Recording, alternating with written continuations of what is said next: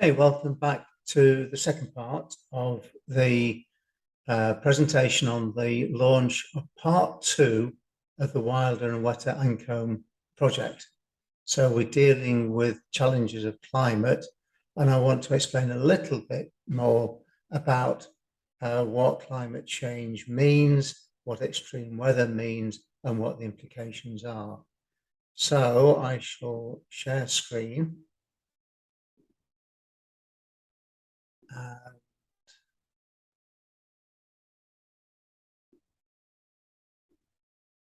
From here. So this is part 2. Thank you and welcome back. Facing climate challenges in the Ancholme Valley. Well, setting the scene, climate change, climate crisis, extreme weather events. It can all be terribly frightening. It can be very demoralizing. You can feel completely disempowered. And the idea of the project in its own small way is to try and encourage people to think about the issues. Yes, they are very, very serious issues, but we also need to have things that we as individuals and as communities, as landowners, as educators, as local people can do to address the challenges, to actually do something positive in the face of what can seem unsurmountable difficulties and challenges. So there are different futures. And what we do know now is that climate is changing, but then also as an environmental historian, I would tell you that climate has always changed. But the problem appears to be that human activity in many, many ways is changing the speed and the outcome of climate change. So there are different possibilities depending on what the levels are. And these are things that you'll see in the media. Is it going to be 1.5 degrees by the end of the century? Is it going to be 2 degrees? Is it going to be 3 degrees? And the situation changes rapidly the further you go down that route to more extreme changes. So we need to think about that. We also need to just step back a little bit and think about, well, what is climate? Climate is the average weather in a given area over a longer period of time. A description of a climate usually includes information on average temperatures in different seasons of rainfall and also of sunshine. And the chance of extreme weather is often included in these climate change descriptions and these climate descriptions. Some of the meteorological variables that are commonly measured are temperature, humidity, atmospheric pressure, wind, and precipitation. In a broader sense, climate is the state of the components of the climate system, including the ocean, the land, and ice on the terrestrial Earth. Climate change. Climate change is systematic change in long-term climate variables like temperature, precipitation, pressure, or wind. And it is sustained over several decades or longer and often considered over periods of around 30 years. So this has implications for interpretation of climate change because you do need relatively long runs of data. And of course, one of the other problems is that for some of the key data, we lack reliable figures beyond certain dates going back in history. And the technology we have now is far greater, far more precise, far more omnipresent than it was in the past. So this has to be taken into account. There are also issues that you can actually use various environmental measures to give you insight into climate change in the past. So we do have some good knowledge of much longer term climate fluctuations over thousands of years. So climate change due to natural external forces, change in solar emission or changes in the Earth's orbit, natural internal processes of the climate system. So there are things that actually make the climate flux anyway, or are they human induced? And this is where the debates that do happen and sometimes happen quite heatedly occur. What's the balance between what's happening naturally and what's happening through human intervention. Now, overall, if you look at the cause of climate change, yes, there are other external forces, which we'll have a look at. But the evidence, the overwhelming evidence, is that the main cause of climate change is burning fossil fuels, such as oil, gas, and coal. And burnt fossil fuels release carbon dioxide and other things into the atmosphere, causing the planet to heat up. So what causes climate change? Well, the Earth's climate has changed over 4.5 billion years, which is a pretty long time, and things have changed radically. And until recently, natural factors were the main cause of all this. Natural influences include volcanic eruptions, changes in the Earth's orbit, the way the Earth moves around the sun, and shifts in the Earth's crust, what we call plate tectonics, over long time periods. Over millions of years, Earth experienced a series of ice ages, including cooler periods, what we call glacials, and warmer periods, or interglacials. And this is why you hear so much about ice sheets and glaciers and things of that nature.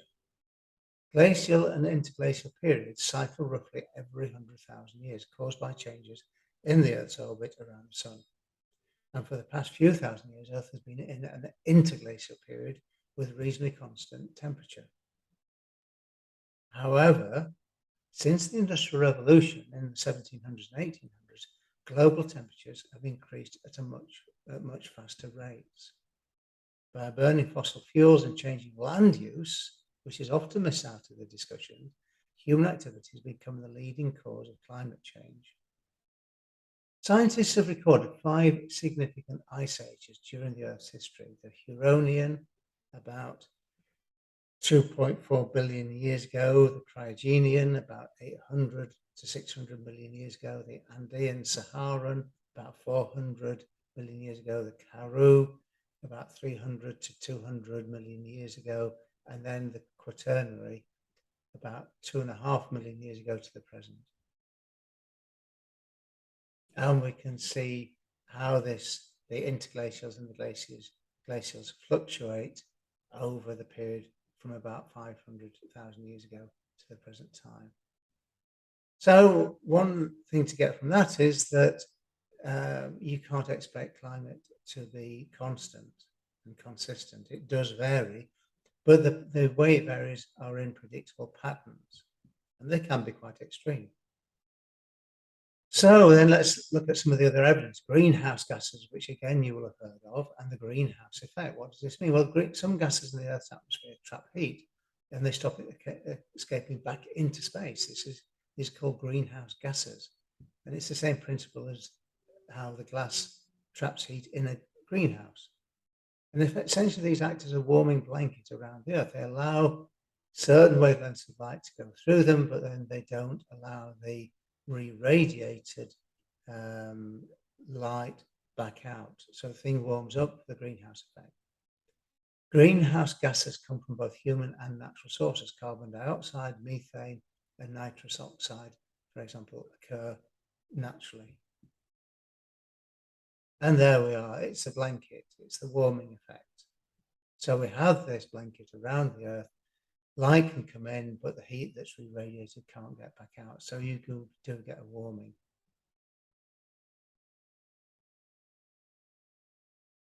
So others, such as chlorofluorocarbons, CFCs, are only produced by human activity. So if you're getting those and you know those are causing an issue, you know that that's human formed.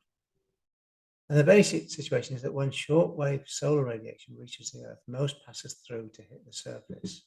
So it comes through the atmosphere, hits the surface. And the Earth absorbs most of this radiation and then gives off longer wavelength infrared radiation. And it's this that the greenhouse gases trap.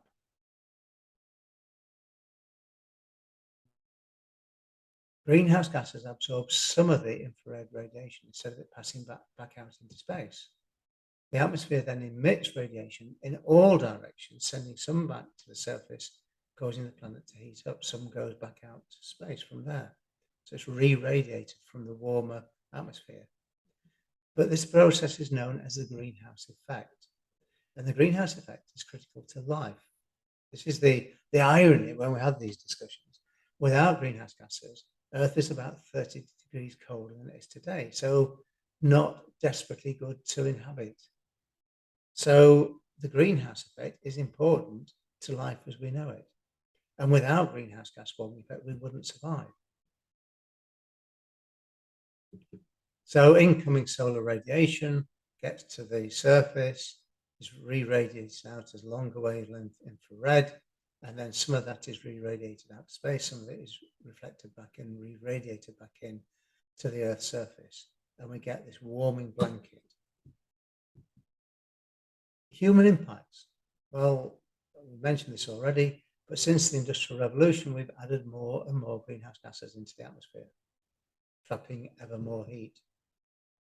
Instead of keeping Earth at a warm, stable temperature, the greenhouse gas effect now heats the planet much faster. And we call this the enhanced greenhouse effect. And that is the main cause of current climate change. And you can see it in pictures of the old industrial heartlands of Great Britain. You can see what we've been doing, what we've been puthering out.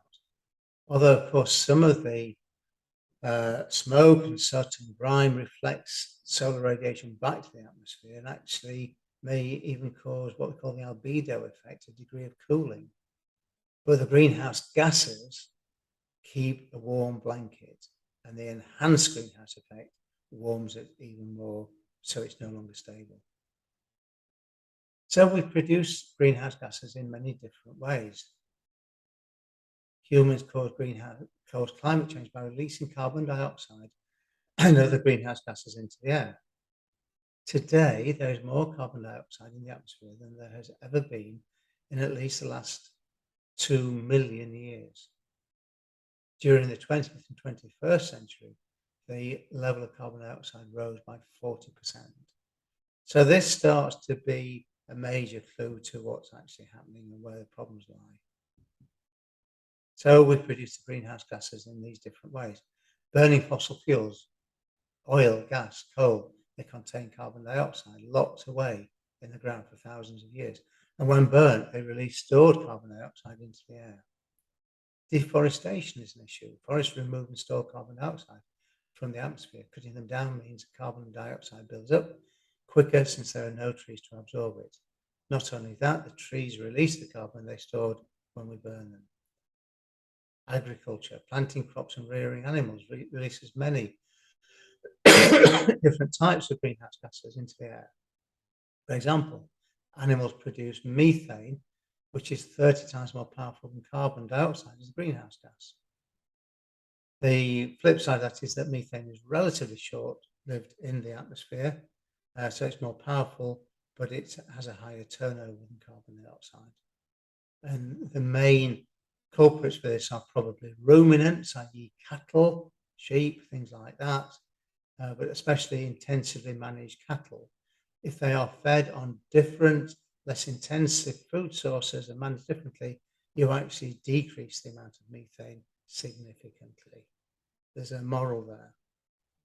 The nitrous oxide used for fertilizer is 10 times worse, nearly 300 times more potent than carbon dioxide.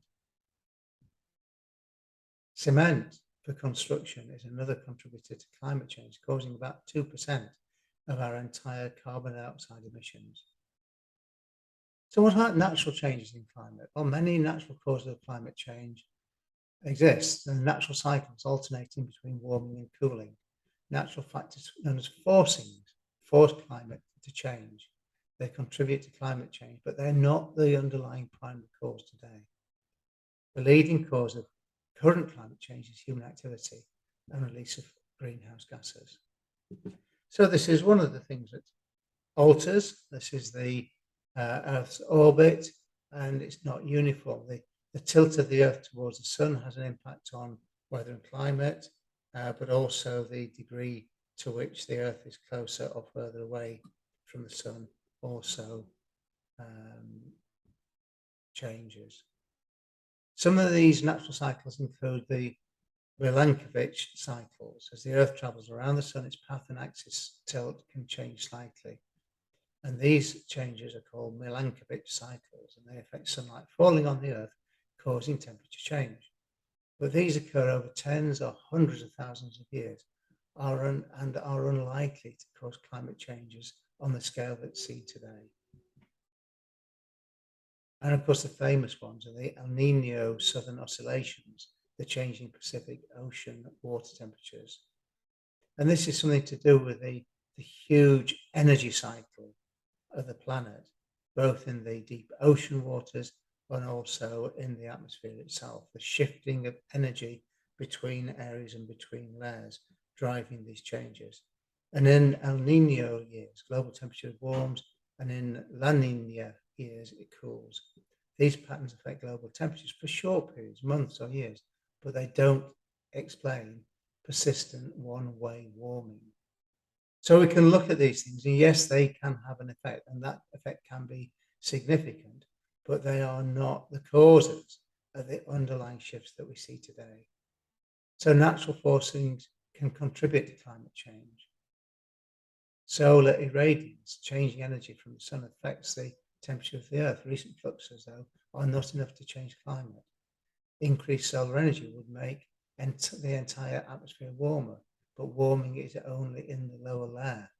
So again, there's evidence here that it's not these natural processes, it's something else. Volcanic eruptions, when these go up, you see huge amounts of carbon and other gases released, and they have mixed effects on climate.